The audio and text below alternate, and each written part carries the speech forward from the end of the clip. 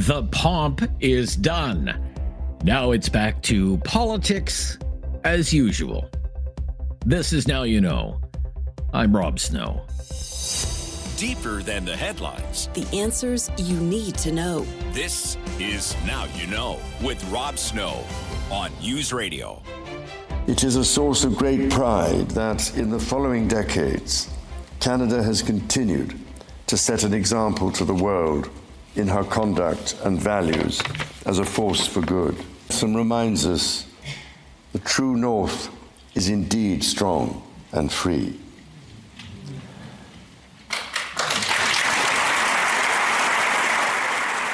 That was the line that garnered the most applause. But now, after a 2-day tour of Ottawa and after delivering the government's speech from the throne, the King and Queen are back in the UK, and Parliament kicks into high gear for a short spring session. And it's back to the politics we're all more familiar with. The government defending itself while the opposition opposes. Speaking shortly after the throne speech, the Conservative Party leader, Pierre Poilievre, who is not an MP anymore, but was invited to attend yesterday's speech, was back before the cameras, accusing the new Liberal government of sloganeering. One slogan dealt with controlling government spending, but there were no specific savings to roll back the morbidly obese Liberal government's costs. We saw promises about getting things built, but no mention of oil and gas or pipelines. Pipelines are, of course, the thing we most need to build. Didn't get one mention. Nor did they mention getting rid of the anti-energy laws that have kept our resources in the ground. C-69, the no development law. C-48, the shipping ban. The energy cap. The electric vehicle mandate. All of these things were left out of the speech altogether. No specific plans to get anything done, even though, as the Prime Minister has said, we are in a crisis to break our dependence on the American economy.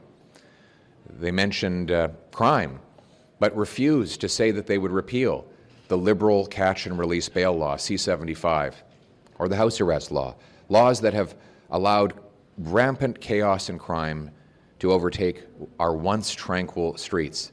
When asked if there was anything in this speech that his MPs could get behind, Poilievre said his party wants more specifics. There are some messages we want to see is planned. So we're going to put forward what we consider to be a constructive amendment that will add very specific plans. So, for example, the government says they want to get projects built. Great. We've got just the plan to do it. Repeal C-69, the anti-development law. Repeal the energy cap, the offshore shipping ban, the electric vehicle mandate, and unlock the incredible investment that could bring jobs and self-sufficiency to Canada. They say they want to reverse course on crime. Well, we've got the plan for that too. We will put forward an amendment that says that they should repeal C-75, the catch and release bail law. They say they want to get their spending back kind of hilariously under control after decades of overspending. Well, we've got plans for that too.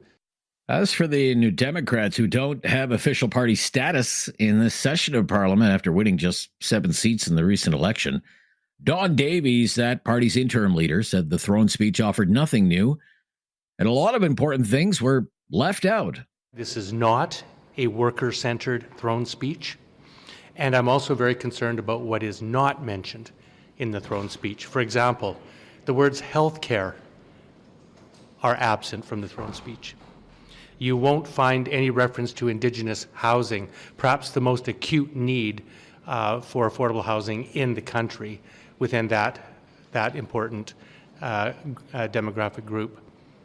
And also, we're not seeing any of the kinds of protections that we think Canadian workers need to have in the face of the threats that Donald Trump's tariffs present to our country. Finally, I'm, I think, most concerned about the economic message sent in this throne speech. Essentially, they're cutting revenue to the federal government and at the same time saying that they're going to keep spending to under 2%, which is the rate of inflation or maybe under inflation. That can only mean one thing for Canadians. It means a cut to the public services that Canadians rely on. Davies would go on to question whether Canadians even elected a Liberal government, saying the Carney government sounds more like a Conservative government. Fundamentally, from an economic point of view, this is a very conservative throne speech. And I think it's going to be a very conservative government. And that's why New Democrats are going to be, I think, such an important voice as Parliament to be pushing for progressive policies. I'll finish with one last little example. The only reference to pharmacare and dental care were in protecting them. There is not a single reference to any expansion of those programs at all. And again, as I mentioned, how could you have a Canadian throne speech that fails to even use the words healthcare? So these are very alarming omissions to me. They're deliberate. They're not accidental. And I think it shows why New Democrats' voices are going to be so important in this minority parliament. The Bloc Québécois, as it always does, boycotted the speech from the throne because the Quebec separatists have no love for the British monarchy. The Bloc leader, Yves-François Blanchet, suggested Mr. Carney sees himself more as Canada's chief executive officer. I believe that Mr. Carney sees himself culturally as the CEO of Canada. And he will make decisions, and he will have his decisions being implemented by everybody. And he seems to see that Quebec and provinces are merely region offices. And I'm not mad at him now, and I intend not to be. It is the way it works where he comes from. This is not the way it works in this place. And he went on to wonder, whatever happened to the Trump threat? The issue at the beginning of the campaign was the threat from Donald Trump. And in the speech, there's no such thing. It just vanished, disappeared. So we have to make it what it's supposed to be, adaptation for Quebec and Canada facing the threat from Mr. Trump. Up next today, question period. It will be the first question period for Prime Minister Mark Carney. That is supposed to start in a little more than 2 hours from now. I'm Rob Snow. This is Now You Know. This is News Radio.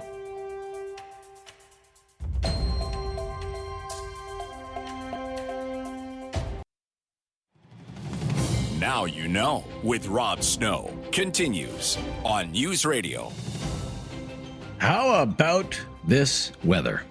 And what can we expect for summer weather? The Weather Network is out with its summer forecast for Canada. First day of summer, 23 days away.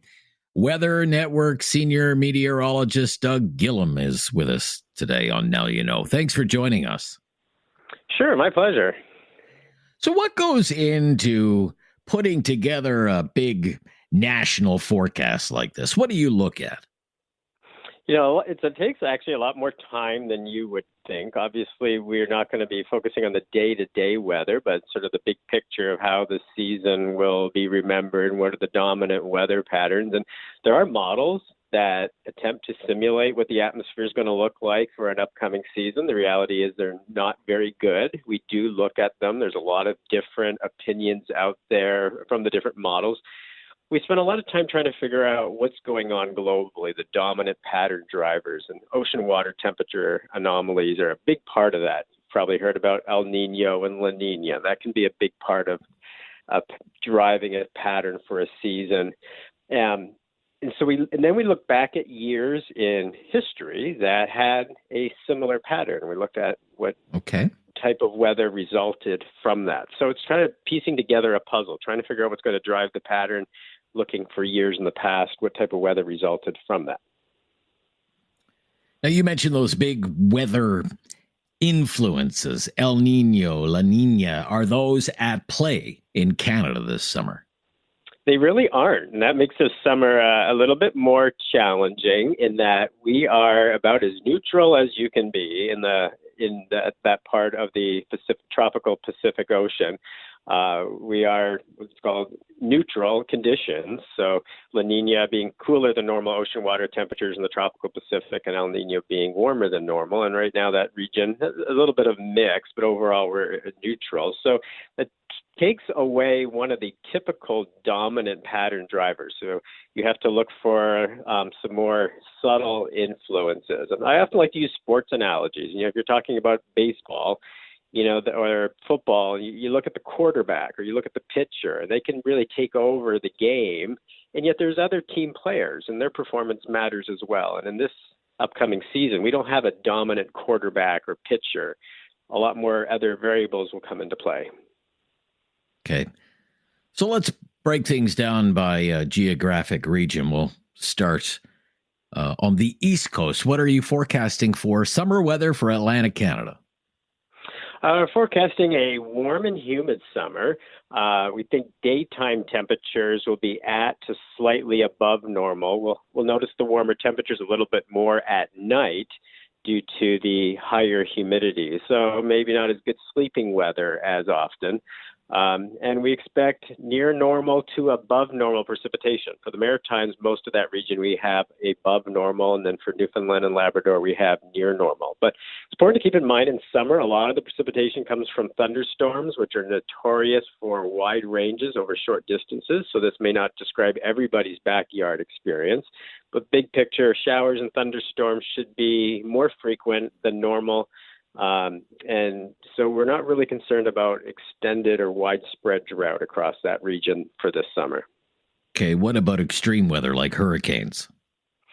That is a risk. I mean, we don't expect an especially active hurricane season for the Atlantic Basin. Things will be near to slightly above normal. However, the anticipated jet stream pattern does give an elevated risk for an impact or two, whether it's remnants of a system or a direct landfall. So we're definitely not going to let our guard down.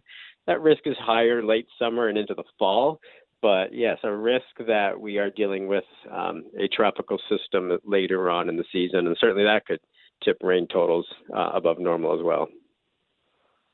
Okay. What about Ontario and in particular, Southern Ontario, like the GTA region or GTHA even? Sure. We expect kind of similar to Atlantic Canada. We're calling for a warm and humid summer. Similar story with the precipitation, more frequent showers and thunderstorms than normal. We think be able to avoid extended or widespread drought. Now, we don't expect it to be quite as wet as last summer. Goodness, so it's the wettest summer on record in many places. So hopefully we don't repeat that. But above normal precipitation for much of the region.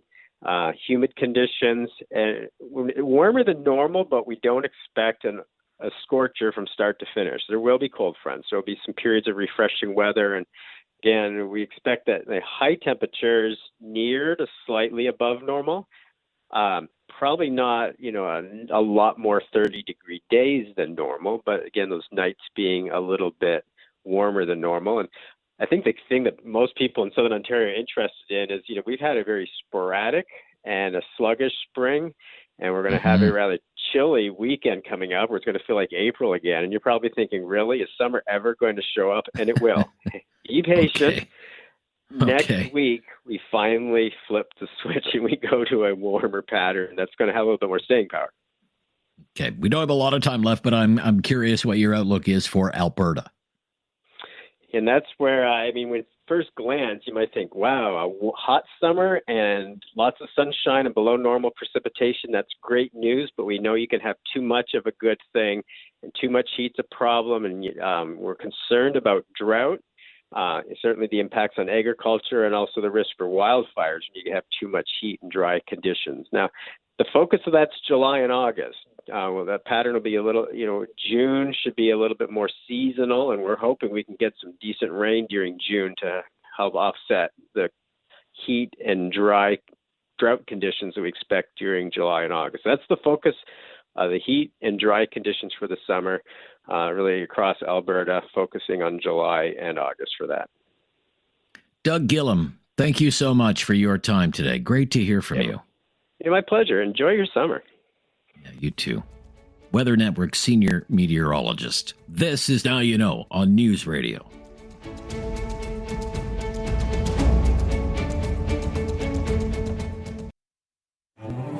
There is no question Rob won't get answered. Now You Know with Rob Snow continues On News Radio. Here with David Smith on Wednesdays, Now You Know. And if you're ever looking for a podcast of our show, Now You Know with Rob Snow, we have a great new mobile app that will help you hear our show when you want to. Listen live, listen to the podcast. It's called the Seeker app. That's Seeker spelled Seekr. It has all kinds of exclusive audio that you won't hear anywhere else. News, music, and sports. You can download Seeker for iOS or Android. That's Seeker spelled Seekr. And Now You Know with Rob Snow is also on Spotify and Apple Podcasts or wherever you get your podcasts. So in your nation's capital today, many, many years ago, out near the Ottawa airport, a group of developers built this massive facility to host trade shows. And there's a big one happening today. It started today. It's called CanSec. And this is basically a military trade show. It's one of the biggest, if not the biggest one in the country. It's all about national defense, security, emerging technologies, and this is where arms dealers and big weapons contractors, think, the Lockheed Martins, the Boeings of the world, they come and they try to do business with the federal government. And it's kind of a rite of passage that every year the Minister of National Defense goes to this event and makes a speech. Now there's a new Minister of National Defense, Liberal MP David McGuinty. Actually, this trade show is happening in his riding. The backdrop for all of this is Canada being encouraged to spend to the 2% NATO target. There are suggestions that NATO target might eventually go up to 5%. You have this whole global dome. What's it called? The Golden Dome missile defense system that they want to do in the United States under Donald Trump, and Trump trying to encourage Canada to sign on to that.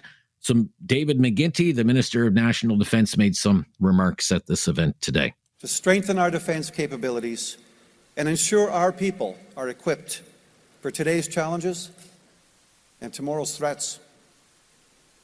We have a clear direction. And as your government, we've made a decision. We've decided to act without delay in close cooperation with our industry partners. The global security environment is today volatile and uncertain. Russia's illegal and immoral invasion of Ukraine has stretched into a third viciously brutal year. China's imperial ambitions are increasingly clear in its military buildup and its assertive posture towards other international partners. So a little bit of David McGuinty, the Minister of National Defense. Now, whenever this event is an annual event, this trade show happens in Ottawa, there are always protesters there, always, every year. But it's even a little bigger, well, a lot bigger. The protest today is totally blocking the entrance because in addition to people who are opposed to the global arms trade, there are many protesters there who are pro-Palestinian protesters, and it's become quite tense, and there have been arrests, and protesters have scuffled with police as well. So that's one story that we're watching for you today here on Now You Know with Rob Snow. Our Newsday panel is coming right up here on News Radio. The Newsday panel. It is time for another all-island edition of our Newsday panel with Jordan Piquette from Blue Sky Strategy Group, Vice President there. How are you? Great, Rob. How you doing? I'm good.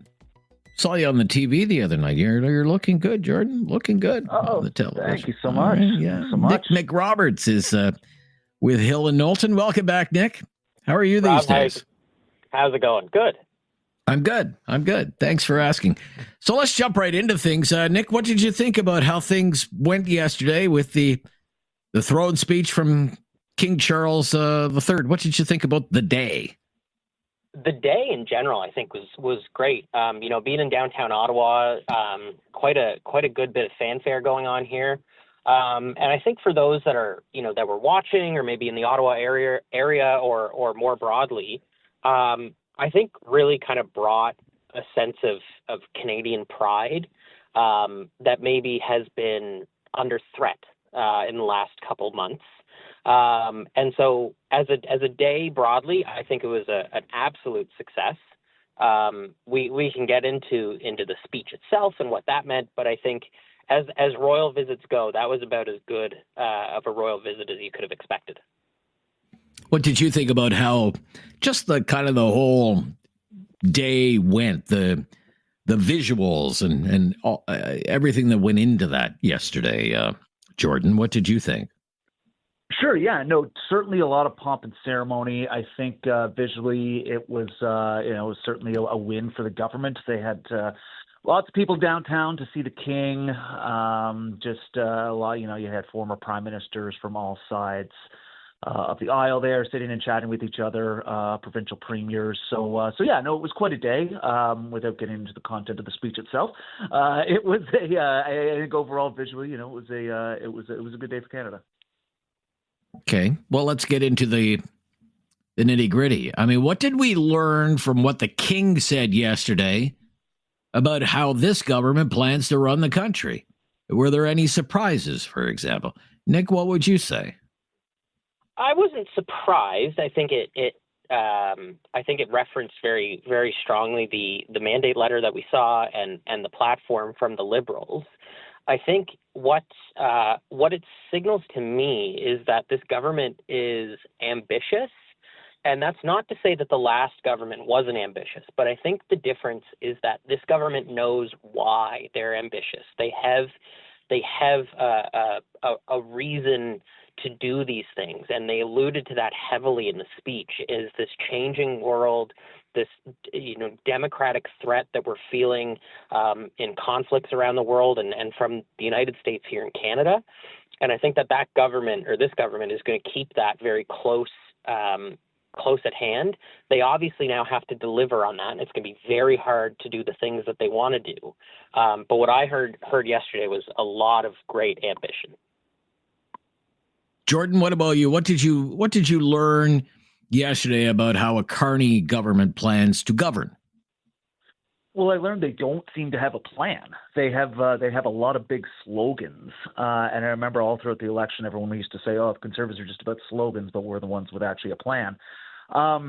This was a throne speech. It was just basically the same as that one mandate letter that he sent out. He didn't send out individual mandate letters to ministers. It was the same as the post-election press conference heading into it. So yeah, lots of nice high ambitions and things like that. He's raising the bar very high for himself. But when it actually gets down to the specifics on what measures are going to happen, what certain pieces of legislation we could see, it was very, very light on that. I mean, for example, they talk about making us an energy superpower, but then also don't commit to repealing the anti-development policies over the last 10 years. So I'm not sure how they're going to square that away.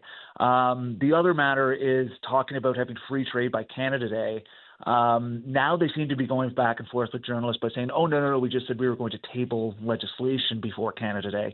So I don't know how they're going to get something in and rush it past through both chambers of the House in the next 4 weeks, but we'll certainly see. I mean, he's setting the bar very, very high. Okay, let me ask you just on that. Yeah, just on that. This whole thing, free trade by Canada Day. That was the promise. He said it over and over and over again. We'll have free trade within Canada by Canada Day. Were we misled on that, or was it? Did we misunderstand what the government meant? What would you say, Nick? I don't think we were misled. I think that you can't. I don't think you can predict what Parliament is going to do before Parliament sits. And so I think the Carney campaign may have been caught, getting ahead of Parliament a little bit. I think, again, it goes back to what I talked about, ambition, and they have strong ambition that we've not seen before. And they obviously want to push through free trade. And I'll note, the federal government can remove some federal barriers to free trade, but it's up to the provinces to strike those agreements. And so what you're seeing from the Carney camp is a realization that they have to follow, the parliamentary procedure and figure out what the opposition parties are going to let them do before they can make strong commitments to what actually passes the House in a certain period of time. What do you think, Jordan? It was a very clear. It was a self-imposed deadline by the government. Okay. Self-imposed deadline. He put it in because it was a nice, fluffy word to say. Canada Day. We're all going to celebrate free trade across it. Even if he had a massive majority in Parliament, he still probably couldn't have gotten a bill through that fast to get this done. And now they're starting to say, "Oh no, we're just going to kind of table the plan to do it." Look, they knew full well what they were committing to, and I think this is what Carney's going to run into: is that it is hard to govern this country. Especially when you have ministers, as this current government does, going out and contradicting each other and saying a completely different thing. You even had the prime minister had to come out and contradict the finance minister and say, "Oh no, there will be a budget this year. It'll be in the fall." So I think Carney's going to learn a very hard lesson quickly in governing. Yeah, plus it's a minority parliament as well. We shouldn't forget that minority government. Okay, when we come back, maybe a quick comment on Trudeau wearing sneakers to the event. What is going on there? And I want to ask you about Trump posting yesterday on social media about the Golden Dome and the 51st state. And when this happens now, this business about 51st state, just how should Canadian leaders be responding to this kind of stuff? I don't want to belabor this, but Justin Trudeau in his choice of footwear yesterday, it certainly stood out and did not go unnoticed. I will just mention this.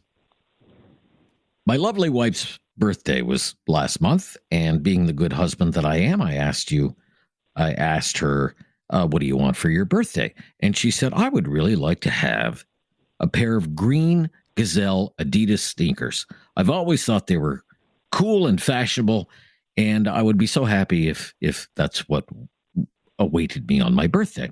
And being the loving husband that I am, I accommodated my lovely wife, and she now sports a pair of green Gazelle Adidas sneakers. Now, if we were lucky enough to score an invitation to the speech from the throne delivered by King Charles III, I can tell you my wife would be wise enough not to wear them. She would have more sense than that. That the occasion calls for something maybe a little more formal than that. This did not seem to dawn on the former Prime Minister Justin Trudeau, who decided to wear green Gazelle Adidas sneakers with his suit. What is going on there? Do you think that was deliberate and an attempt to stand out, an attempt to draw attention to himself? What do you think, Nick? What do you think? I thought it was ridiculous. Maybe an inside line here, and I don't think I'm sharing state secrets, so I'm going to say it anyway. I know for a fact that the Prime Minister was at an event over the weekend that one would consider formal and was wearing sneakers at that as well. So this seemingly is a trend, and I find it very bizarre. Like your wife, Rob, I was not invited to the speech from the throne, although I wore sneakers to the office yesterday. But had I been there, right. I would have put on the dress shoes that I keep in my little filing cabinet. So, I think it's just very, very bizarre and not something worthy of attention in my mind. Right, but is he doing it to seek attention? I guess that's what I'm wondering. Jordan, any thoughts here, Jordan?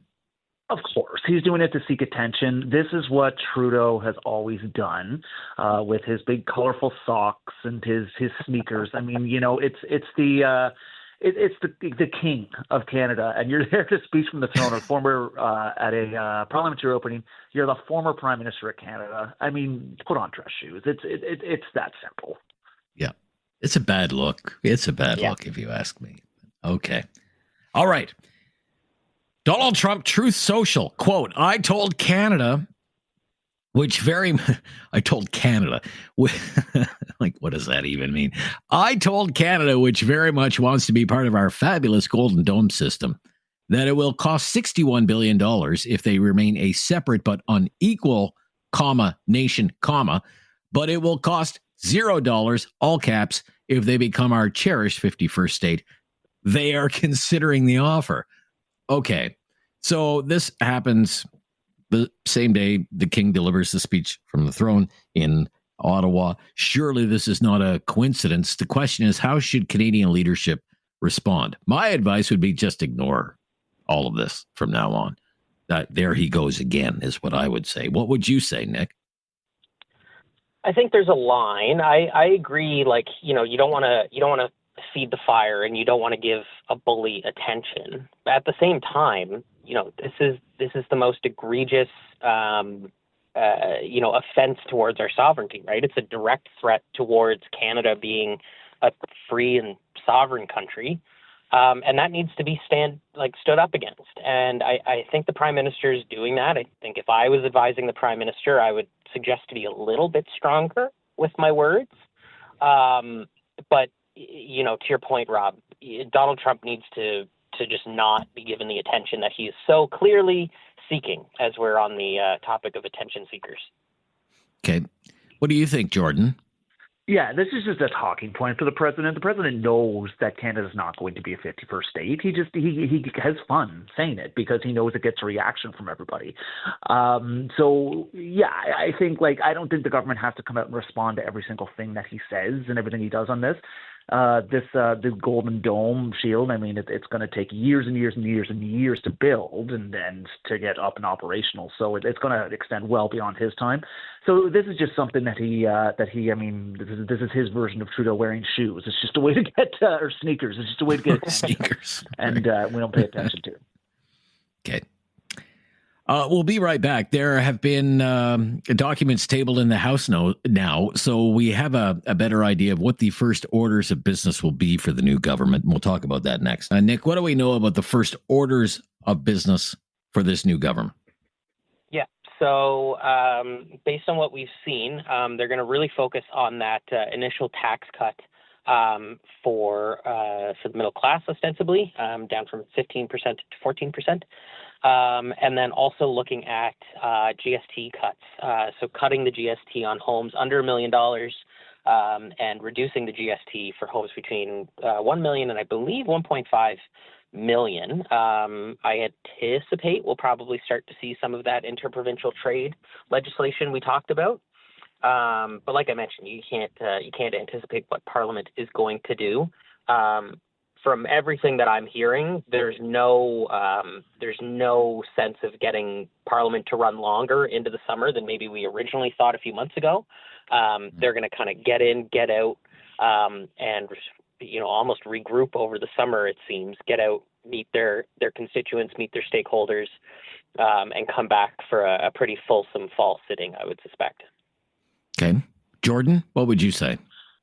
Yeah, I agree with pretty much all of that. It's going to be a really quick session. I think the Minister of Finance is tabling a bill today, an act respecting certain affordability measures and another measure, so that looks like the tax cut.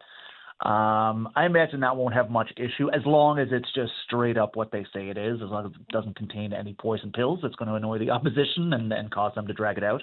I wouldn't expect too much of an acrimonious session. I think people are tired, the weather's getting nicer, and they're probably looking to get out, as Nick said, back home, back to the barbecue circuit. Okay. No love for the New Democrats from the Liberals. I mean, the NDP would love to have official party status. It's well short of that. And the Liberals will not accommodate them. What do you think about that decision, Nick? I think if the NDP were so concerned about official party status, they could have ran a campaign that spoke to the needs of Canadians and meet the moment a little bit better. There's rules in the House, and rules are meant to be followed. This is the name of the game. I don't have a ton of sympathy for it. No sympathy, no love. Jordan? Totally agree. Totally agree. Okay, I'm glad we found some. Yeah, totally agree. One thing we can agree on. There we go. There's a few today, but yeah, no. In this one specifically, they didn't hit the threshold. They don't get it. Just the same as Poilievre didn't win a seat. He doesn't suddenly get to sit in Parliament. He'll have to do that through a by-election. It's just elections have consequences, and that's what happens. If the NDP wanted to run a better campaign, they could have been probably official opposition right now and prepping to fight for government if they wanted to bring it down earlier, but it's the choices they made. Okay.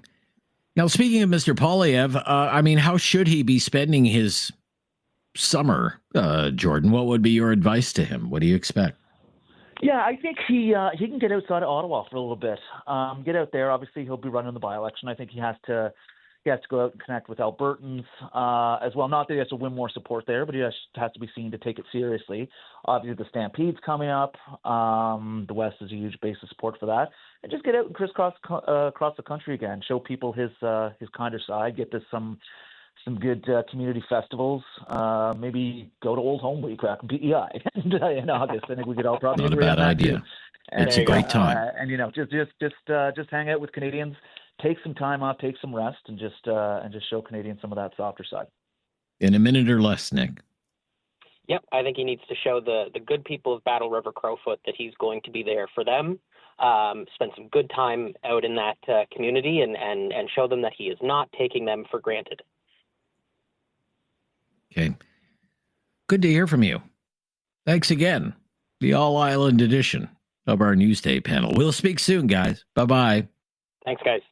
Thanks, guys. Talk soon. It's Nick McRoberts is with Hill and Knowlton, and Jordan Biquette is vice president at Blue Sky Strategy Group.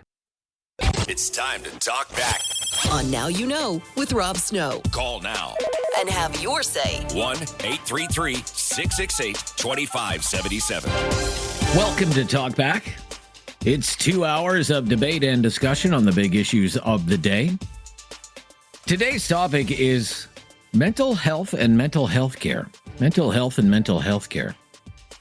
And we really hope you'll take part in the discussion today and every day. All of our phone lines are open right now. 1-833-668-2577. In the last decade or so, the percentage of Canadians who say they're dealing with poor mental health has been on the rise, and it's been an alarming increase. Poor mental health is affecting millions of Canadians. And younger Canadians, especially young women, seem to be suffering in greater numbers. And with your help today, we want to get a better understanding as to why this is happening. So if you have any ideas, we'd love to hear from you. Again, the phone number 1-833-668-2577. Just how big is this problem? Well, listen to this. According to CAMH, which is the Center for Addiction and Mental Health, in any given year, 1 in 5 Canadians experiences mental illness. 1 in 5. That's 8 million Canadians. 8 million. It's more people than live in the city of Toronto. And by the time Canadians reach the age of 40, half have had or do have a mental illness. Half of Canadians. Mental illness, along with substance abuse, are now the leading causes of disabilities in Canada. Mental illness is now among the leading cause of premature death. If people suffer from mental illness, it can knock 10 to 20 years off their life. 10 to 20 years off their life. Among younger Canadians, I mentioned a particularly alarming increases in the rates of younger Canadians dealing with mental health issues. Rates of generalized anxiety disorder have doubled just in the last decade or so. The increase especially noticeable among young Canadian women, with rates of anxiety disorder, major depressive episodes tripling over the most recent decade. Rates of social phobia among young women up 4-fold in the last 20 years. Mental illness is now the leading cause of hospitalization for teenage girls. Mental illness, let me repeat that. Mental illness, the leading cause of hospitalization for teenage girls. I mean, this is not a pretty picture. And the healthcare system, of course, is struggling to keep up with the surging demand of cases and the increase in the number of Canadians who need help. Millions of Canadians are having difficulties accessing treatment. There can be long wait times for treatment and significant gaps in care, depending on income, depending on where people live. Money is certainly an issue. Proper mental health care. It can be expensive. Private counseling with a psychologist can easily cost more than $100 an hour, sometimes a lot more than that. Some group benefits plans, workplace benefits plans, are starting to cover some of these costs, but that's only if you're lucky enough to have a workplace benefits plan at all. The mental health crisis, if that's what you want to call it, it is costing all of us. It's costing all of us. People get sick. They need care. They need to see mental health professionals. Maybe they need prescription medications. Maybe they're hospitalized. Worst case scenario, maybe they're institutionalized. People miss work. More people make a workplace disability claim because of a mental health issue than because of a physical illness. That's the reality in Canada now. And people who are suffering because of their mental health, they're much more likely to be unemployed. So there's a huge financial toll because of all of this. Estimates are in the tens of billions of dollars. Maybe the economic cost to Canada is somewhere between $50 and $100 billion every year, $50 to $100 billion every year. So what's going on here? Why is it so bad? Why are we seeing these ever-increasing rates of deteriorating mental health in Canadians? Why is it more common among younger Canadians? What role is social media playing? Social media, the smartphone, the always connected world that younger Canadians are living in. Why is it more common for younger women to suffer mental health issues than men? What are some of the reasons behind this? What do you think?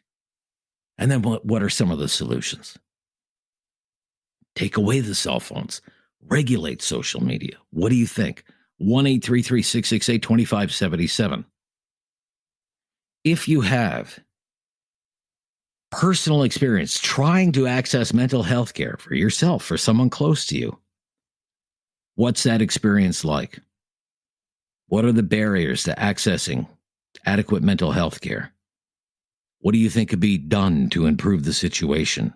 If you have personal experience in trying to maintain good mental health, how do you do that? What do you do in your own personal life to try and maintain good mental health? Give us some tips. All of our phone lines are open right now at 1-833-668-2577. 1-833-668-2577 is our call-in line. If you've never called before, just mention that to us. We will make your call a priority. 1-833-668-2577. And let's talk about the situation with mental health care in Canada. This is Wednesday's Talkback. I'm Rob Snow. This is News Radio.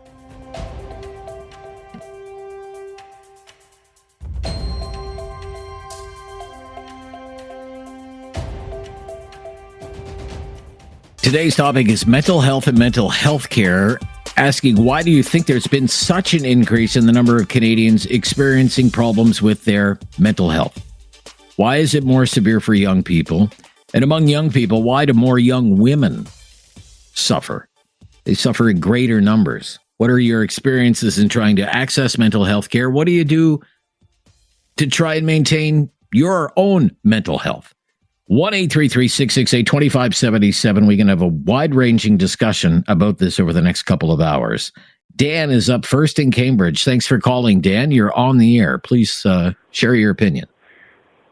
Hey, Rob. Thanks for taking my call. My pleasure. I'm having a hard time hearing you. Sorry. That's okay. I hear you just fine, Dan. Go ahead.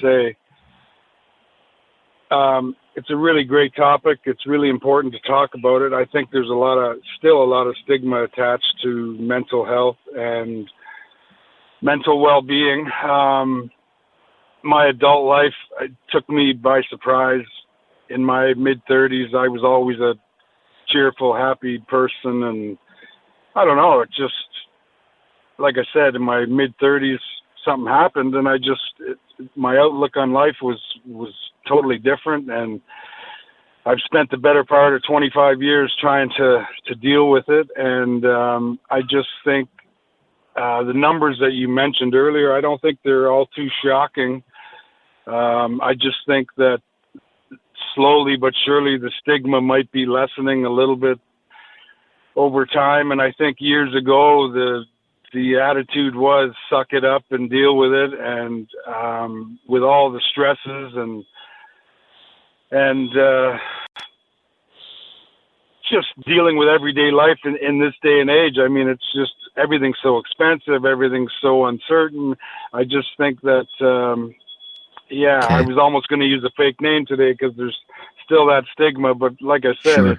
it's an important topic, and it's not surprising. Sorry, Rob. Now, Dan, if I could just ask you if you have sought out treatment or care, what has that experience been like for you? Luckily, initially, I was able to get together with a medical professional that was,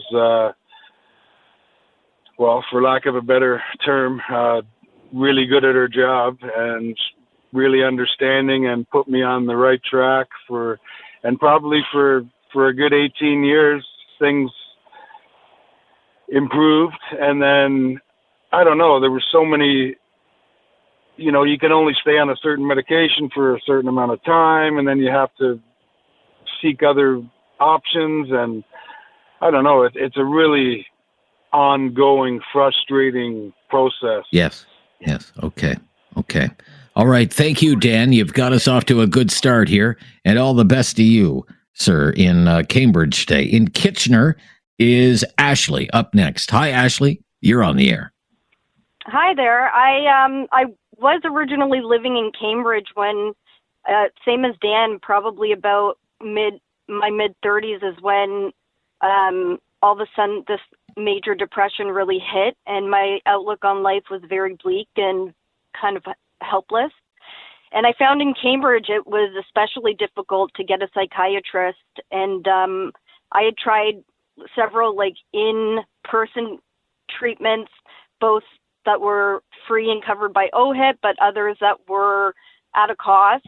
And now in Kitchener, I was luckily able to get a psychiatrist, and a lot of the time the psychiatrist is it can be a hit or miss. You might get a psychiatrist that's quite understanding, or you'll get a psychiatrist that could be very judgmental and very, very short with you, which could be really frustrating, or not even, believing in you. And the unfortunate part about it is that it's short term. So you kind of start treatment with somebody, and then you're switching over to somebody new. So you're kind of starting afresh all over again. Yes. And I've been on a leave of absence for the first time in my life for 3.5 years now. And I've been doing group therapy, personal counseling at a cost. Luckily, I have work benefits that cover it, but my work has decided that after you've been on a leave of absence for so much time, for 2 years, that they're now taking away any benefits for medical and dental coverage. And so at the end of the year, I'm really panicked at what am I going to do, because I make use of the therapy and I make use of the medication. Right. And like Dan said, you really have to change up the medication to try to find something that works for you if it becomes kind of stagnant after a while. Yes, and this promotes the stigma. If your experience is, I access the workplace benefits for mental health, and now my workplace benefits are at risk. What's next? Is my job at risk? This can promote stigma, right? And it will make people more hesitant to come forward and say, look, I'm struggling here. I need some help, right? Absolutely. And that's definitely a concern of mine. Ideally, I would love to return back to work full time, but I know that I'm not prepared to do that right now. I think, even if I try, am I risking losing my job because I'm having some really difficult days, and it's hard to predict what days are going to be good days and what days are going to be awful days, and it's really tormenting at times. Okay. All All right, Ashley. You hang in there. Thank you for your time. I appreciate you sharing your experiences today. And we're on our way. It's Talkback, serious topic today, mental health care, struggles that young people are having, your experiences in trying to access mental health care, what you're doing to try and maintain proper mental health care, some tips, news you can use. 1-833-668-2577. Have something on your mind you want everyone to know? Call now. Hello. 1-833-668-2577. It's Talkback on Now You Know with Rob Snow. Why do you think there's been such an increase in the number of Canadians experiencing mental health issues? Rudy in Cambridge is up next. Hi, Rudy. You're on the air. Yes. Good day, Rob. How you doing? I'm good, Rudy. Thanks for calling. Okay. Why? I'm not sure, but I know there's not enough help out there. It started like 20 years ago. My wife, 20 years ago. And she had a pretty good job. We had a little store on the side and, knickknacks for the house, everything from lamps to pictures and all. We were doing all right, and I had my regular job. And all of a sudden one day, she's here, I don't feel like doing anything. Like, I just want to stay in bed. And it just got worse and worse.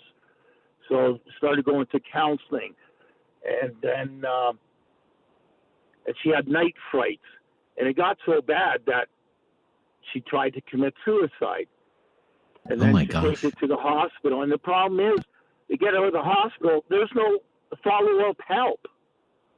Nobody calls her to see how she's doing and stuff like that. And then they get one time a month, she gets to see a psychiatrist at the hospital, once a month. She had a plan. Things worked pretty good that way financially. But eventually, without enough help, things go bad. Things go bad. And eventually, she took her life. Oh, my gosh. I'm so sorry to hear that. Yeah, well, I've got past that. It was 13 years ago. Wow. It was terrible. But, there's not enough help out there. And that Bell Let's Talk thing and that, I think it's crap. There's nothing really happens. Yeah, well, I wouldn't say it's crap. I wouldn't say it's crap because it does raise awareness and it has certainly raised a lot of money over the years, but it's obviously inadequate. It's inadequate, right? Just given the demand. I was thinking about this. You spend so much time. You raise money, you raise awareness. You tell people, that we have to overcome this idea of stigma. Don't be afraid to ask for help. But now the realization is there for a lot of people. Well, you can ask for help, but is the help available? That's the big barrier. Yes, I agree. And people then think, well, those people are stupid or this or that. She was a really smart lady. She had university in that. And it's just this, you're right, the stigma, those people. And like I said, she got out of the hospital and there was no follow-up help. And that's what what could I do? You know what I mean? I still had to go to work. And it's when I was at work, I'm wondering what's happening. Yes. You're constantly worried, which is causing you all kinds of stress and anxiety and everything else, right? So it affects your own, your own health, I'm sure. Yeah. I had to look after myself and look after my daughter, but that's what my point is, that there's not enough follow-up help. Not enough follow-up. Even after a mental health crisis. Yes. And hopefully things get better for all the other people. Yeah, let's hope so. Fell through the cracks, but... Okay. Yeah. I'd like all to right, say Rudy. Thank you for bringing this subject up. Oh, I think it's really important. It's a crisis out there. I mean, we're talking millions and millions and millions of Canadians are finding themselves in this circumstance right now. If it was a physical illness, if it was cancer or MS or something else, we'd be talking about it a lot. But here we are. It's a mental health crisis. More of your calls and your perspective after the news on News Radio. Have something on your mind you want everyone to know? Call now. Hello. 1-833-668-2577. It's Talk Back on Now You Know with Rob Snow. Mental health and trying to access mental health care are topics of the day. Right back to our phone lines. Craig is calling from Calgary. Hello, Craig. Hey, Mr. Snow. How are you today? I'm good, Craig. Rob is fine. Thank you. Go ahead. Oh, Rob, nice to talk to you again. I just was heavy on my heart to call in and let you know how I was feeling about the topic today. And to me, it's obvious that technology and social media play a big factor in mental illness and the pressures of keeping up and being accepted. And I just really want to take this opportunity to proclaim Jesus. I know that might fire up your phone lines a lot more, but I think people have lost connection with the Creator or God, as you may put it. I know it's firmly in our national anthem, and people have no problem acknowledging Him then. But I think people need to understand that each day is a gift, and each day has its own problems, and those are the only problems we should worry about, right? Tomorrow has its own problems. So I'm just taking this opportunity to point people to the Lord, to the Creator. We're all made on purpose, for a purpose, right? And so thanks so much for taking my call. Yeah, you're welcome. Some people do get comfort, and it does lift their spirits if, they are of strong faith and engage in prayer. I've seen that happen. I thank you for your call, Craig. Let's go to Joe is up next in Cambridge. Hello, Joe. Hi, Joe. How are you doing today? I'm good, Joe. Thank you. Can you hear good me weather okay? helps. Yeah, I'm feeling okay. Yeah. Yes, I am. I always have this question, like, how do you define depression? How do you define mental illness? Right now, I'm on my way to a doctor's appointment to find out how much longer I have to live. My doctor told me a while back. He sort of gave me my deadline. And, there's absolutely nothing I can do about it. Mm-hmm. He said straight out, this is going to kill you. There is no cure. So what do I do? I can't do the things that I've always enjoyed doing anymore. I can't. I'm getting up there in age, But sure. Like I said, there's nothing I can do. So what do? I go talk to somebody about it, and they say, well, you're going to die. That's just the way it is. So you just accept it. You try to accept it. Is that what you do? Yeah. Well, that's all I can do. Right. I take a handful of pills every day, and I do this, I do that. But I know that the end is coming. Right. I guess I get depressed about it, and mainly because, like I say, I can't do the things that I used to do. I sleep too much during the day, but I don't sleep at night. So it's one of those things where I resign myself to the fact that the end is near, and there's nothing, there's no pills I can take that are going to make me happy about it. Okay. I understand that, Joe. It sounds like you've been diagnosed with a terminal illness. Is that right? Oh, yeah. Yeah. Yes. Okay. So, I'm sorry to hear that. So they say terminal depression. I don't know what's depression. Depression, Well, look, I'm not a mental health professional. I didn't go to medical school to study any of this, but there must be symptoms that would indicate, you reach a certain level where it's not, I'm just down in the dumps or I just have the blues, and there's a clinical criteria there so that they can make a diagnosis. And then you would hope come up with some sort of course of treatment, whatever that is. Maybe it's cognitive behavioral therapy. Maybe it is a regimen of of medication, antidepressant medication, whatever the case. Maybe in severe cases, maybe it requires hospitalization. Who knows?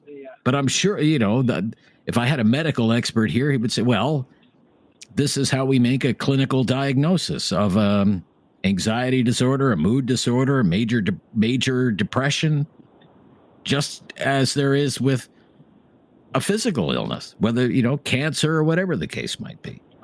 Yeah, like I say, I understand that people have problems, and whatnot, but like I say, I do know that the end is near for me.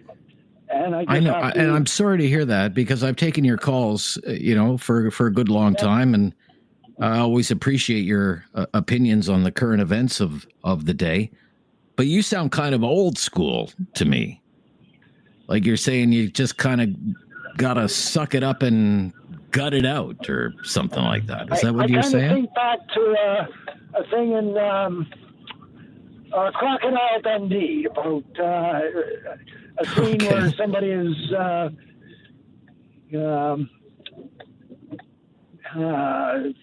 he refers to somebody as being crazy. And the guy finds out that the guy's seeing a psychiatrist, and he says, well, back home, we just tell Wally the bartender, and he spreads it around to everybody, and then it's out in the open and everybody knows. I don't know if that's a good solution, but, sometimes you just got to tell people, hey, I'm just in no mood. Okay. All right. Yeah, you sound kind of old school to me today, Joe. But look, all the best to you. Keep calling while you still can, my friend, and we'll talk soon. Got to run. 1-833-668-2577. I'm Rob Snow. We're talking about mental health care, access to treatment for mental health care. Why are so many Canadians experiencing deteriorating mental health, especially young people? And in that younger age cohort, more women suffering from poor mental health. What is happening? What can be done? Share your thoughts. Keith in Nova Scotia up next. Hi, Keith. Hi, Rob. Thanks for taking my call. My pleasure. Go ahead. What's your opinion here? Yeah, I just want to give my thoughts on the topic. I think a lot of it is to do, and a lot of callers have already sort of touched on it, a lot of it has to do with what goes on in this world on a daily basis. There's a lot of things going on as far as war and disease and uncertainty as to where we're headed as far as the geopolitical scene is concerned. I think there's a lot of pressure on people today. I believe there's a lot of pressure on people today to even have a job and trying to keep, above water because of everything, rising prices, rising rent. Right. Job uncertainty is certainly a huge factor, and I think that plays on people's minds, worrying day to day about whether or not I'm going to have a job. And you hear about people losing their jobs and all. My marriage is breaking up because of job losses, and and for the younger kids today, younger people, I think today there's lots of pressure out there to, be a certain way, look a certain way, dress a certain way. Yeah. Can you still hear me? I can.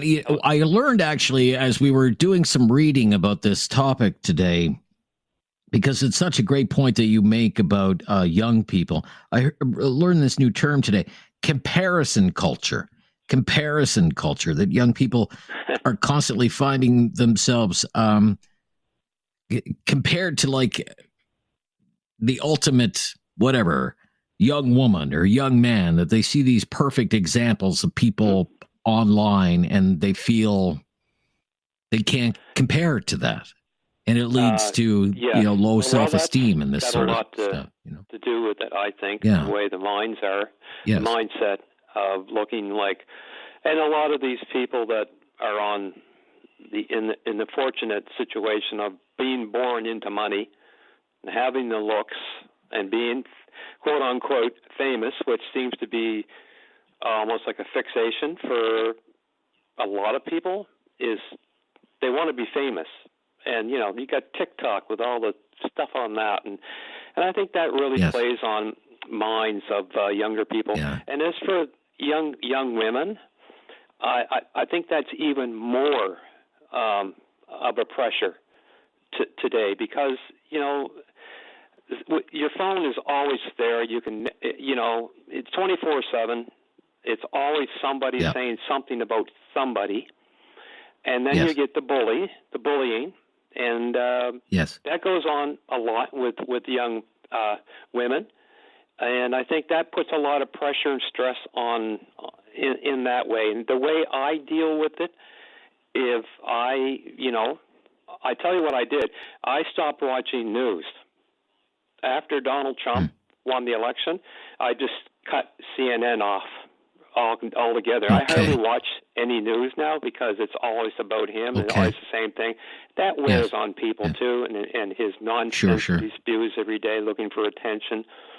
So what I do to try to look after myself is I go to the gym twice a week and work out. Okay. Yeah. I lift weights. I do Thai boxing.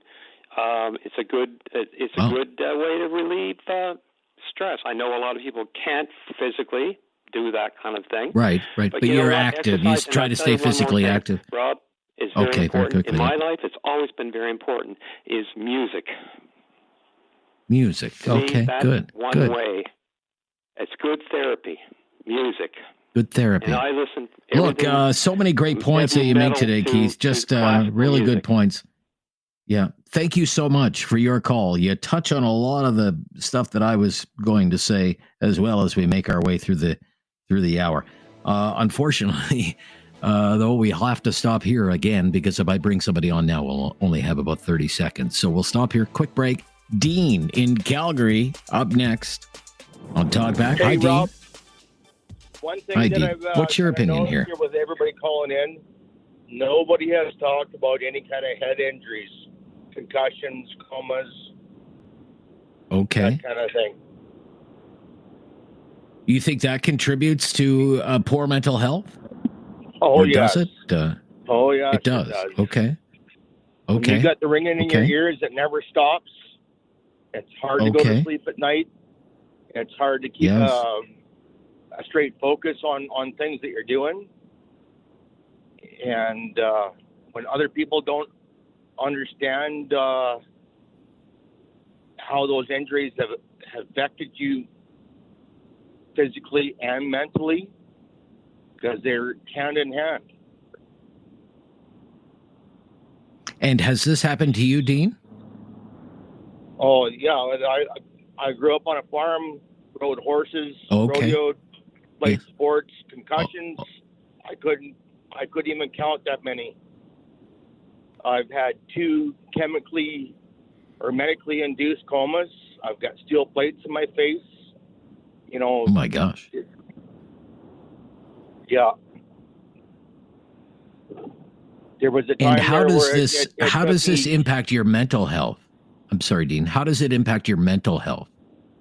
Well, when it takes you 8 months before you can stand up to put on a pair of boots, and you got a Okay. headache all the time, you're not very sociable. You're not. Right. Some of the things that I had to do in order to get a clearance from doctors and whatever. That and all in all, to be honest with you, Rob, the best thing that I can say is that has pulled me out of it is that there's always somebody worse off than I am. Wow. That's quite an attitude. Right. I could be in the Ukraine in a trench right now getting bombarded, right? Right. But Sure here enough. I am in Sure Alberta. enough. Here the grass is green, and you know, things could always be worse. Things could always be worse. Okay. When you sought treatment to try and improve your mental health, what was that like for you? Oh, the one shrink that I went to, I couldn't get over it. I was there for a whole afternoon doing a test to cover for the workers' comp because one of the injuries was work-related, and the guy had an $800 pair of seal shoes. It was like $400 an hour. Wow. That guy was making more per hour than I was making per month. Right. So very expensive. Very expensive. Did you have to pay out of pocket for that? No, workers' comp covered that. Well, okay. Well, that's good. But that evaluation went to how they evaluated my pension for my injury. Okay. So whether or not he was helping me or he was helping them. Right. Okay. So Well, look, Dean. Thank you for calling. Concussions and head injuries. Yeah, that's something I didn't even think about, to be honest with you. But I'm glad that you raised it today, and I hope you're doing better. Yeah. Okay. So we'll wrap up hour number 1 for Talkback today. We're talking about mental health care. Why has there been such an increase in the number of Canadians experiencing problems with mental health care? The data suggests it's even more severe for young people, especially young women. Would love to know more about that. What are your experiences in trying to access the mental health care system, such as there even is a system? And what do you do in your own life to try and keep it together, try and maintain proper mental health care? What are some tips? What do you do in your own personal life? 1-833-668-2577. Hour number 2 of Talkback is just ahead, right after the latest breaking news. I'm Rob Snow, and this is News Radio. It's time to talk back On Now You Know with Rob Snow. Call now. And have your say. 1-833-668-2577.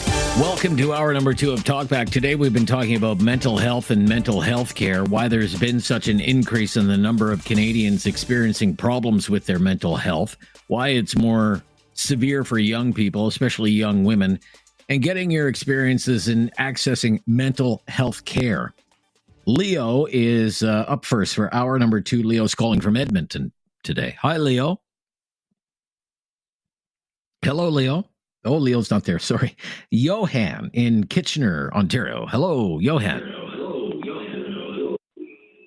Morning or afternoon, I guess, Rob. How are you doing? I'm good, Johan. Good to hear from you. What's your opinion I'm here, a please? first-time caller, but I like listening to your show. I appreciate that. Very kind of you. Okay. And I was hospitalized in a psychiatric hospital in 1980. Now, in 1980, wow. Yeah. And the last thing the psychiatrist said to me was, "There's always a bed for you here." Well, I didn't want to go back there. Right. But right. I ended up coming to my parents' house, and I was able to get off the medication that they put me on. And I did a lot of sleeping. And I was like, my brothers supported me too. I have 3 brothers. And I managed to get over all the drugs. And I managed to sleep. Sleep's the important key, because your mind goes a mile a minute. And they try to slow it down so that you can function. But there was always that bed there at the psychiatric hospital. And I feel for everybody who's going through problems like that. Yes. Now I'm 68. If you don't mind me asking, what led to your hospitalization, Johan? What was going on in your life at the There's a time? bit of a story behind that. I bet there I is. was living in Calgary at the time. I had a 2-bedroom penthouse apartment, doing well. And I always came home for Christmas. That was a big deal in our family, eh? Like, a lot of people don't care much for Christmas, but we were Christians, and we celebrated Christmas Right. the way they do here. Okay. Anyways, I flew back, and I was on a holiday for 2 weeks from work. And something happened in downtown Toronto because I went to see a Leafs hockey game. And I got a hotel room at a major hotel. And I turned the TV on. And, the Leafs game was on TV. So I decided I'll just stay in the room, enjoy the room, and all the hospitality and everything. And then it was the day Daryl Sittler got his 10 points, which was really special, I thought. But anyways, I ended up coming back, and I couldn't stop laughing.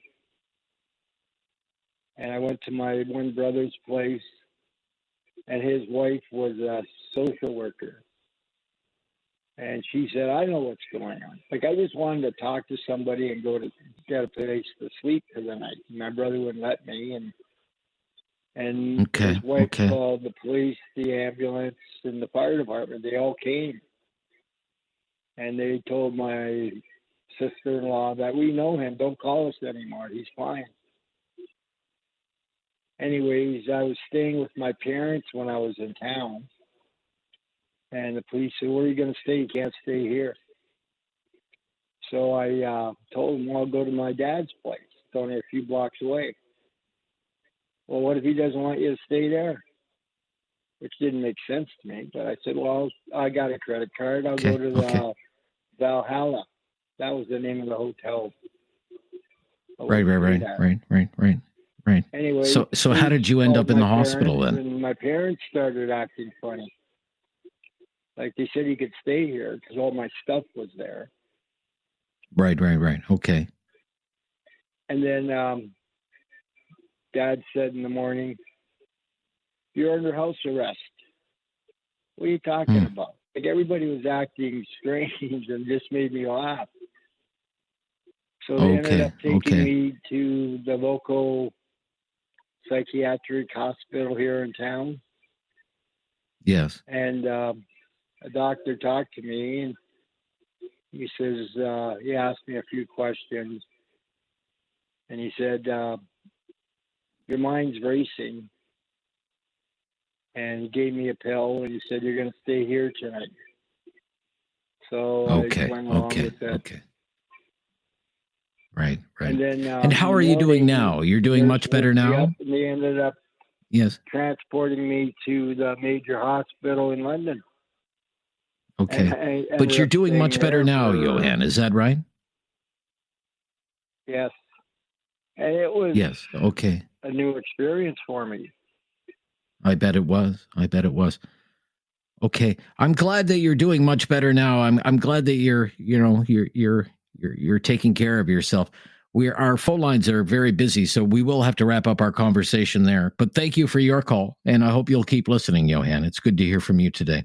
Justin is up next in Calgary. Hi, Justin. Hey there, Rob. Great show today. Yeah, hi, Justin. Thank you. Thank you so much. I just wanted to call in and say how proud I am of everyone who's been able to build up the courage in order to call you and join in this conversation. I myself suffer from depression and terrible anxiety.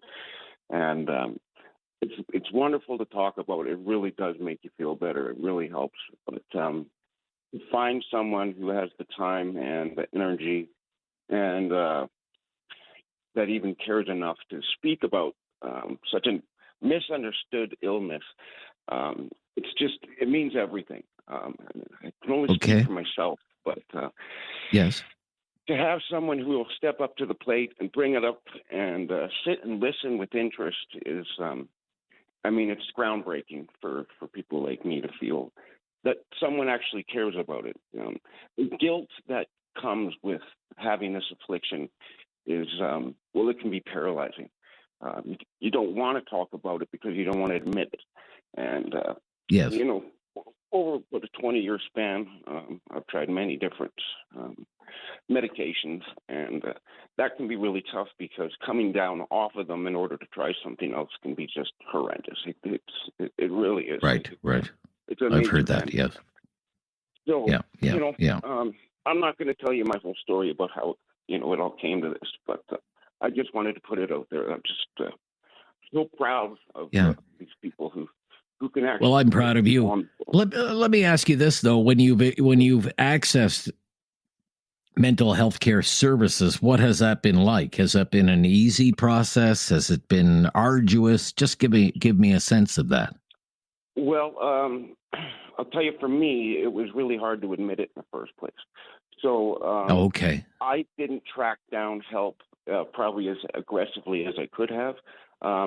You hear a lot of complaints about the healthcare system here in Alberta, but it's actually, in my experience, has been pretty good. But it was getting the courage and convincing myself that I need to ask for help. And once I did, the doors were actually pretty wide open down here. We had that's good. That's good. Right away, I was introduced to small doses of antidepressants and anti-anxiety medication, and some of them would work and some wouldn't. But the trick was finding a combination, because, like I mentioned earlier, coming off of these things, you get what's called brain zaps, kind of in the community conversation, and what happens is you just all of a sudden you feel like you get electrocuted in your head. And that's from coming off these medications. So get yourself in trouble and mention any names here, but there's a couple out there that I've actually, the reverse effect was worse than the actual problem in the first place. So then you get caught. But for the most part, the care has been pretty accessible, and the big obstacle for you was kind of admitting that you needed the help in the first place. But I'm glad that you called today, glad that you shared, and thanks for having the courage to do that. It's great to hear from you, but we will have to stop here. Juliet in Calgary. Thanks for waiting, Juliet. You're up next on Talkback. Good afternoon. Hi there. Yeah, good to hear from you. I woke up this morning to your show thinking, wow, this is where I'm at right now. And I'm on a 3-month stress leave from my job. And I'm very fortunate to have with my job coverage for counseling. So I'm doing some counseling right now. I think there's a lot of things that are very complex, and there's a lot of reasons why I believe. One is the job expectations. So not only myself, I'm a teacher in Calgary, but the job expectations are more and more and more. We're asked to do more and more and more with less support. And that goes even with my boarder, right? He was managing a residential place, and it just kept piling on. And he just couldn't keep up, and he was working too many hours every day. And he's got a new job now, and he's very happy. But it's job expectations, I think, because of greed of corporations. So the common person is asked to start doing the job of 2 people or 3 people. So, it's crazy, like, to try and keep up to the point where you don't have a lot of time for your own personal self in your life, right? Some downtime. Right. Okay. So I think it's greed from the corporations, the government not looking after the common person and putting the money in for those programs that are so important. And a lot of it is, there's past trauma, I believe, from parenting. A long time ago, it was okay to hit your child. And so I grew up with a lot of trauma in my family, where when my older brother babysat, he locked me in a cribbed cage. And I know that my older brother and sisters were suffering from trauma from themselves, right? So I understand where it was coming from. But I think nowadays it's healthy to have parenting courses and courses about relationships, because what led me also to this, my kind of I would call it a downfall or taking a breather, my stress leave, is my relationships. It starts affecting your relationships, right? Oh, sure. Really negatively. So now I'm trying to deal with how do I have a healthy relationship with others? Because my psychiatrist, I had to get a psychiatrist diagnosis from my doctor in order to take this 3-month mental leave. So she has said that I've got symptoms of the generalized anxiety disorder, avoidant personality disorder, and obsessive compulsive personality disorder. Now, there's been a lot of past trauma with, sexual issues as well, near rape, and I think it's like a lot of society attitudes that, I've had a lot of men in my life approach me, I felt like a sex symbol all my life, like an object, a sexual object. And I think a lot of that has to do with society as well. So, I've put on a lot of weight the last 20 years, kept it on because I feel safe, because I'm not vulnerable, because no men are interested in me, right? So it's society, this whole look, like you have to look great, right? And then let me ask you, Sure. and I hate to interrupt, but Yeah. are you doing better? I am You doing feel better. you're doing better.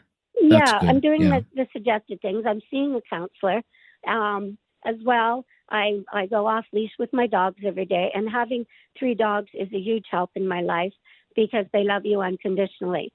So when you're having problems loving yourself and accepting yourself, Yeah. Plus, they get that's you what out of the really helps. house, right? They get you out of the house. You have to be. Yeah. You have to take them out, and you have no choice in that matter. No matter the I always weather. say the universe. Yeah, I know all The about that. universe Believe me, gave me- I know all about that. Yeah, Yeah, the I'm universe glad you're gave getting me better, 3 though. dogs. Look, Yeah. good for you. So Thank you for your Yeah. call, Stephanie. All the best to you. Okay, thank you. All the best.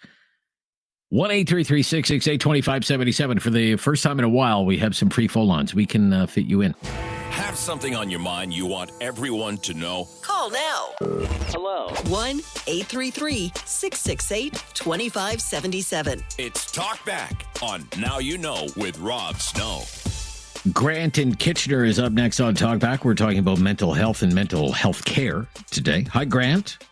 Yeah, good day. Yeah, I knew I had anxiety for many years, but the pandemic is really the thing that really did it to me. Where I didn't go out for 6 months. I was afraid of the what ifs. What's going to happen to me when I go out there? And then I finally told my sister, I haven't been going out for 6 months. Really? Why? Anxiety. Then I started taking these little steps, and I felt really good doing those things. Good. And yeah, and then also I eliminated a lot of the CNN news. The only news I listen to is your news and Mike Farwell's program, and the other news I just don't listen to that because it really It can bring you down, created a lot right? Too much bad news. Yeah, can bring you down. Yes, for sure. Yeah, so it's and then I'm getting counseling too. I've been taking counseling for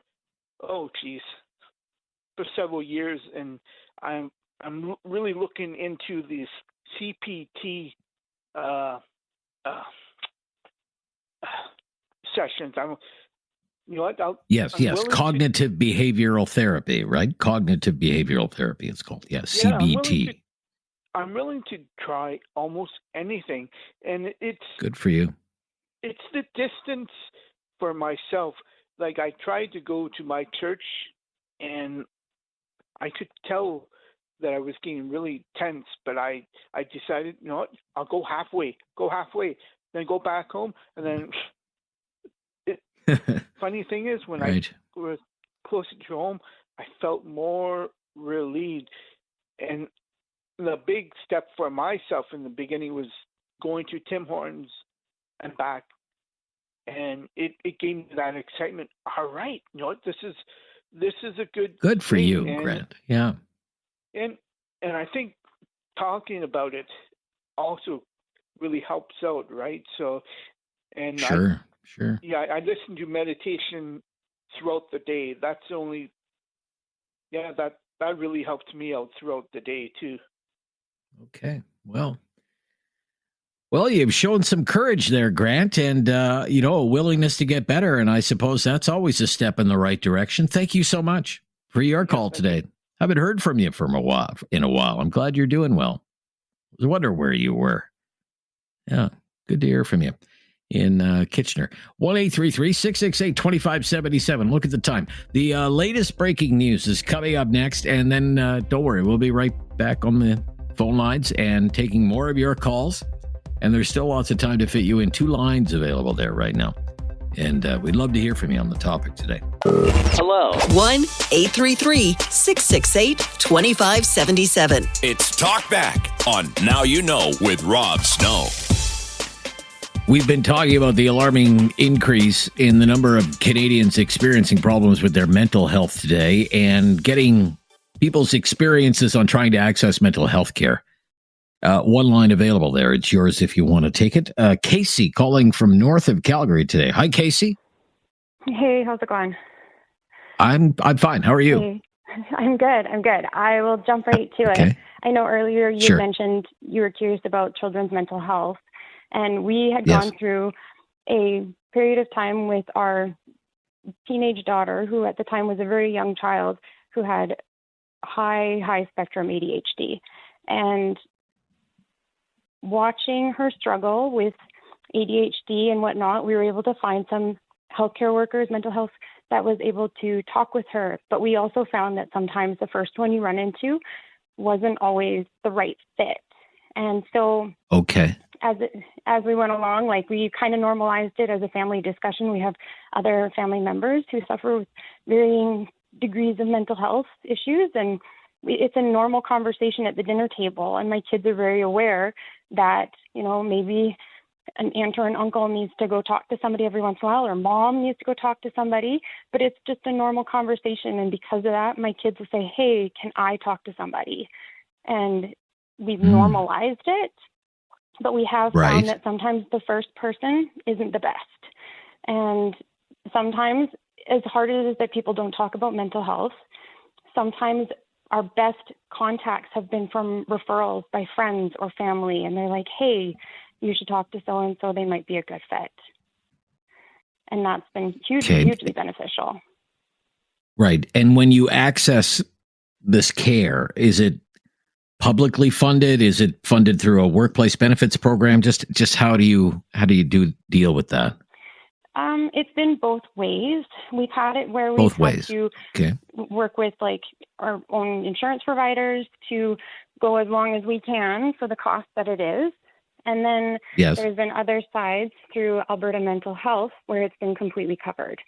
So I do find with the children, though, you tend to go more towards the not so much covered direction. And the reason for that being the urgency of it, or? I don't know if it's just a lack in people to talk to, or not as many available for the amount that need it. Okay. So, and your children are doing, and how are your children doing now? They're good. Good.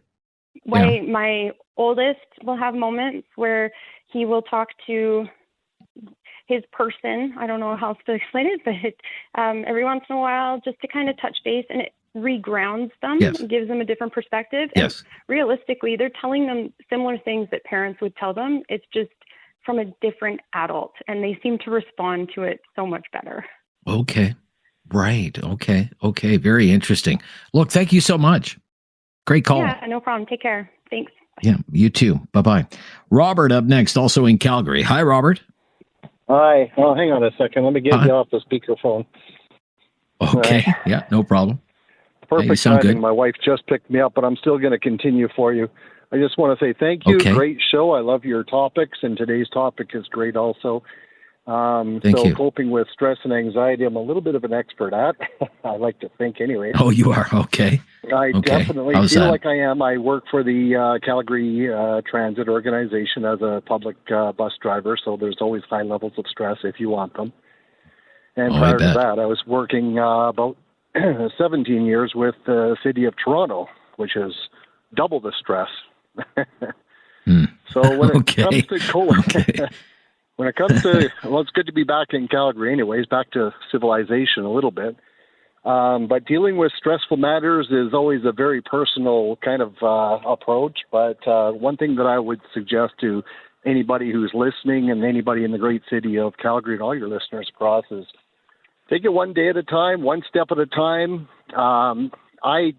Anytime I'm under any kind of an attack situation where I feel like somebody is kind of aggravating me in a way, I never take anything personal. So just kind of look after yourself first, let things go, focus on what makes you happy as opposed to what triggers you and kind of, gets you going. It sounds simple, and I know for many people it's not that simple, but that's just what works for me. Very good. Very good. Yeah. Okay. Yeah. Well, I'm glad. Look after yourself. Be greedy. Yeah, you too. You too. It sounds like you have your own kind of action plan there, Robert. Thank you. For your call. Thank you for your time. You have a wonderful day. Thank you. Bye-bye. You too. Bye-bye. Joe in Kitchener. Hello, Joe. Hi, Rob. First off, Hi, Joe. I sincerely want to express my sorrow for Paul in Cambridge. Was Joe, it was Paul. We all know who it is. We're all regular callers. And I'm sorry, Paul, for your diagnosis. I truly am. Anyway, my personal experience, I was diagnosed later in life with ADHD. I met somebody that had all of the same symptoms that I know today as ADHD. But later on after that, I went through a crappy divorce. And I come from a somewhat influential family, and some of the senior members in the family decided that, hey, we think there's something else wrong with you, so let's go get you looked at. And I fought tooth and nail, but, when you have everybody around you pushing you in one direction, you kind of have to capitulate at some point just because they break you down mentally. But after that whole schmozzle, I ended up going on these pills, which I fought tooth and nail. And I hate taking pills. I don't believe in pills. My dad raised me to be one of those suck it up buttercups. That's how he raised me. But I digress. Rob, when I was on those pills, it ruled my life. I was a different person, and my wife-to-be, who I'm going to marry in 3 weeks, God bless her. Congratulations. She stuck with me through the whole thing, and she helped me get off those pills because that's the first thing I knew I needed to do. But those pills are so powerful. People do not understand how powerful they are and how difficult they are to get off. I could get off opioids in a heartbeat because I have before, and I will again.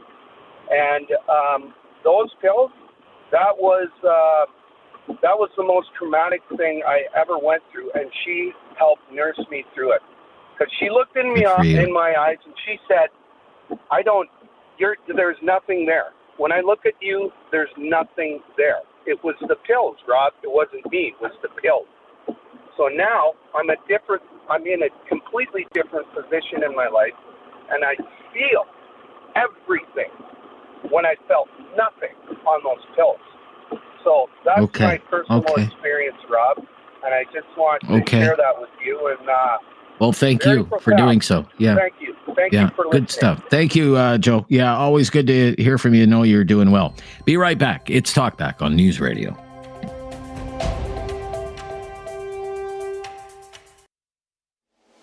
Have something on your mind you want everyone to know? Call now.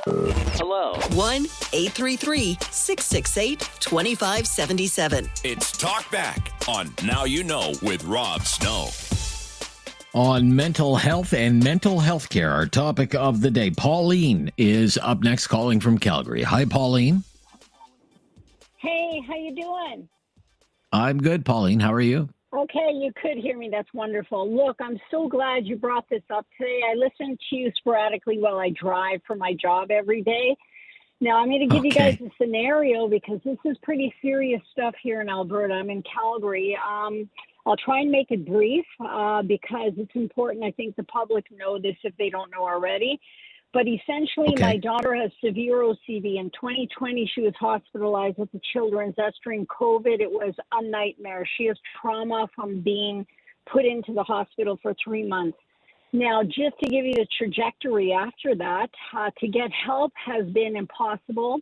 And when your callers were saying, it just depends on the counselor, et cetera, that was one thing. But now listen to this. I'm paying $250 an hour to get her assistance because the public system that I need her to get into is the OCD outpatient clinic. There's a 7-month wait. Wow. So I guess the point I'm trying to make is these children because I've met quite a few children that are in distress and the support is inadequate. So I'm finding, either there has to be new funding because I spoke to some of the doctors and nurses and stuff in the hospital, and they feel deprived of support. So their mental health, as you know, and the callers know, this is getting worse and worse, right, every day. I mean, it's not getting any better, but yet the support is not increasing, Rob. So it's disheartening when you have a child who's suffering. And I'm the parent, and I had to get my own counseling that I paid for so I can help her. Now, I find that quite ridiculous because, we pay taxes, we do all this stuff, yet we can't get the support we need. And these are serious issues. I don't want to bring up suicide. I don't want to bring up these things, but not that they're prevalent, but they're possible, right? Yeah. Oh, yes. Anyway. Yes. And I just saw on a different topic, I just saw something in Manitoba about MAID. I know you probably don't want to go there on this call, but they're opening that up now for children with mental health, right? It's an option. Well, we'll talk about that another day. Absolutely, believe me, Rob. that's something we're keeping our eye on. That's something we're keeping an eye on for sure. What? And I love your show. You are doing tremendous. Well, thank you. Yeah, I keep in touch with other callers and people suffering, and I have to get their point across. Because I was going to contact my MP, and I don't have one.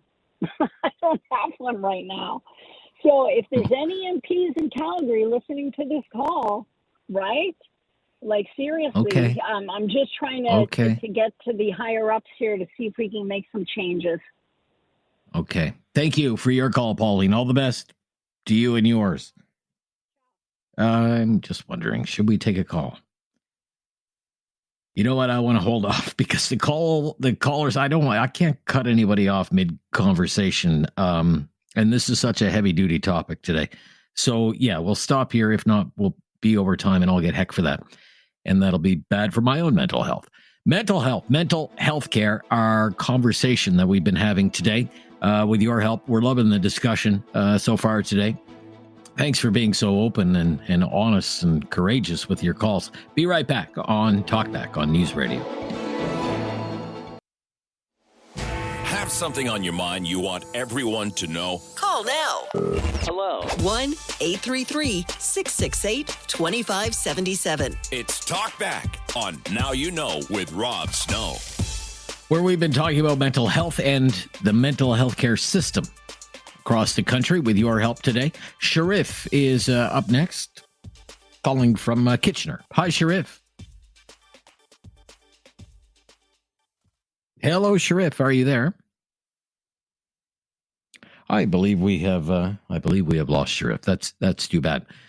So maybe I could make some closing remarks here in the final few minutes that we have. First of all, thank you for calling, for participating in the discussion, for being courageous and sharing your own experiences and personal struggles, either with mental health or accessing the mental health care system. It takes a lot to pick up that phone and kind of spill your guts or admit that you've had troubles. And that's because there's still a stigma surrounding mental illness. And I do wonder, perhaps, if part of the reason it may be so difficult to access timely and affordable mental health care is because we actually have a better understanding of the stigma of mental health, and that has led more people to ask for help. And maybe people that wouldn't have asked for help before, now they're asking for help. But unfortunately, and I think today's program bears this out, what many people are finding is that sometimes the help isn't there. Or there's a very long wait time for help, as Pauline just mentioned, 7 months to access care for her child. Or people will find help is available, but only if you can pay for it yourself. Pauline paying $250 an hour. I don't know what you call that, if that's a catch-22 or if that is a chicken and egg kind of thing.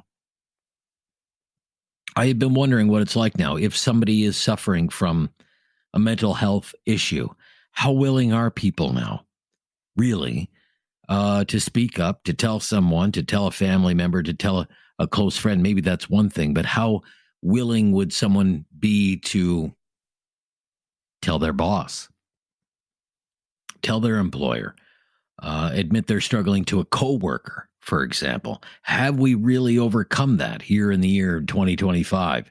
I can tell you 6 years ago, I don't know how accurate this would be today, but back in 2019, CAMH, Canadian Center for Addiction and Mental Health, did a survey. It still found that 75% of Canadians would either be reluctant or just refuse to disclose that they were having a mental health issue to their employer or to a coworker. Imagine that, 3 out of 4, 75%.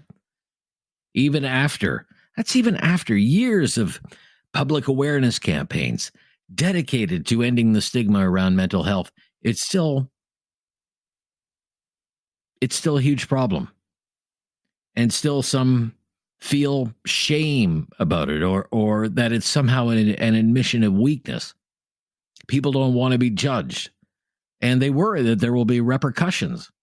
That maybe the next time there's a round of layoffs, they'll be on the chopping block because they spoke up about mental health challenges. And yet, that is just so manifestly unfair, because we would never do that to someone with a physical illness. You would never do that to someone with cancer or just about any kind of other physical ailment. And yet here we are in the modern age, and we tell ourselves that we know so much more about mental health problems, causes, treatments, all of it. And for the most part, it seems to be a lot of people still want to keep it under wraps and keep it to themselves, or keep it in the family secrets. My experience has been, and I can only speak to one industry, in the industry I'm in, that some employers do understand better than ever now the mental health challenges that their employees can suffer from. And they're starting to offer workplace programs because it's good for business, because it means they'll have healthier employees, and they'll have employees who don't miss work because they're facing these mental health challenges. But clearly, my experiences are not everyone's experiences. Again, I thank you so much to everyone who participated in today's program. That's it for us today. Thank you, David, and we'll be back tomorrow with a brand new topic and more of your calls. I'm Rob Snow. The latest breaking news is coming up next here on News Radio.